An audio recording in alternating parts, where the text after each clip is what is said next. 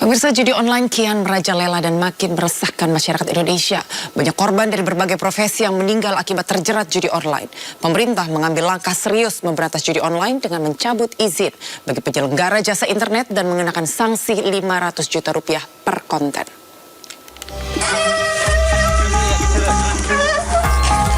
Kasus kematian terlilit utang akibat judi online sudah banyak terjadi. Kasus terbaru, seorang poluan membakar suaminya yang juga polisi hingga tewas di Mojokerto, Jawa Timur. Alasannya, istri kesal karena gaji suami habis dipakai untuk berjudi. Almarhum ini, Bribtu Rian Dwi Nugroho ini sering menghabiskan uang belanja yang harusnya dipakai untuk membiayai hidup ketiga anaknya. Ini dipakai untuk mohon maaf ini main judi online. Ya, sampai rumah sakit FNI juga minta maaf kepada sang suami atas perilaku ini. Bribtu FN kini telah ditetapkan sebagai tersangka dan dijerat dengan pasal kekerasan dalam rumah tangga. Sebelumnya, prajurit TNI bunuh diri akibat depresi terlilit utang judi online sebesar 819 juta rupiah.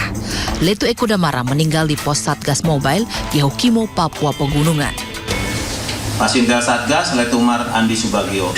Kemudian pukul 13.15 Letu Laut Kesehatan Dr. Eko Damara tiba di RSUD DKI dan langsung mendapatkan penanganan medis oleh Dr. April, dokter jaga RSUD DKI. Mana Dr. April? Nah, Dr. April ada di sampingnya, itu kelihatan. Terima kasih Dr. April. Kemudian pukul 13.38 dan Satgas kembali ke titik kuat Kotis DKI dengan menggunakan kendaraan taktis Kia. Kemudian pukul 13.42 dan Satgas melaporkan kejadian tersebut kepada satuan atas. Kemudian Wadan Satgas Mayor Marinir Haryono tiba di RSUD DKI untuk memonitor perkembangan kondisi Letu Laut Kesehatan Dr. Eko Damara, dan pada pukul kurang lebih 14.00 waktu Indonesia Timur, Dr. April, dalam hal ini dokter jaga RSUD DKI, menyampaikan bahwa Letu Laut Kesehatan Dr. Eko Damara tidak tertolong dan dinyatakan meninggal dunia. Tahun 2023 tercatat terdapat 1.196 kasus dengan jumlah tersangka sebanyak 1.967 orang. Sementara tahun 2024 tercatat 792 kasus judi online dengan tersangka sebanyak 1.158 orang. Menurut lembaga survei Drone Emprit, Indonesia merupakan negara terbanyak pemain judi online di Asia Tenggara dengan 201.122 pemain, diikuti oleh Kamboja dan Filipina pada peringkat 2 dan 3. Pemerintah mengambil langkah serius memberantas judi online. Menteri Kominfo Budi Ari Setiadi menegaskan pihaknya akan mencabut izin bagi penyelenggara jasa internet dan mengenakan sanksi 500 juta rupiah per konten jika tidak mematuhi aturan.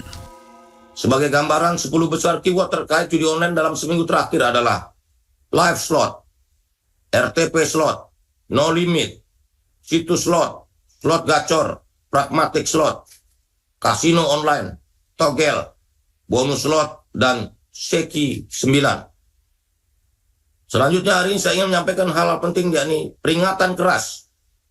Pertama, kepada seluruh pengelola platform digital seperti X, Telegram, Google, Meta, dan TikTok.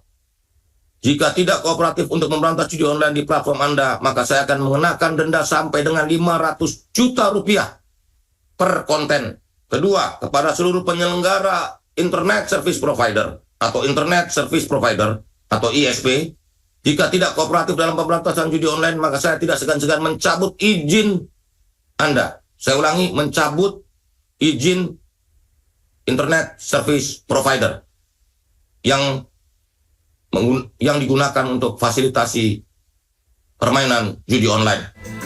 Menkominfo mengatakan pelaku judi online didominasi oleh anak muda di rentang usia 17 hingga 20 tahun. Tim Liputan Sindo News melaporkan. Diduga ketagihan judi online, seorang karyawan salah satu bank di Pacitan, Jawa Timur menggelapkan uang nasabahnya dengan total 1,2 miliar rupiah.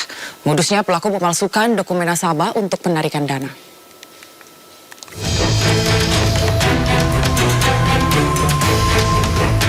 MS mantan pegawai bank di Pacitan ini dijebloskan ke Kejaksaan Negeri Pacitan karena nekat menggelapkan uang nasabah senilai 1,2 miliar rupiah. Lebih parahnya lagi, pria 32 tahun ini mengaku uang nasabah dipakai untuk main judi online dan investasi trading. Kasus ini terungkap setelah sejumlah nasabah curiga uang tabungannya tiba-tiba berkurang. Modus MS dengan menguasai sebagian dana kredit 7 nasabah. Pelaku juga memalsukan data dan tanda tangan nasabah untuk menarik dana. Dengan kepercayaan yang ada dari nasabah tersebut, tersangka memainkan atau membuat dokumen-dokumen palsu untuk bisa mengambil uang kredit dari platform. Salah satu nasabah merasa uangnya berkurang. Kini MS dijerat Undang-Undang Tindak Pidana Korupsi dengan ancaman maksimal 15 tahun penjara. Dari Pacitan, Jawa Timur, Ahmad Subeki, iNews.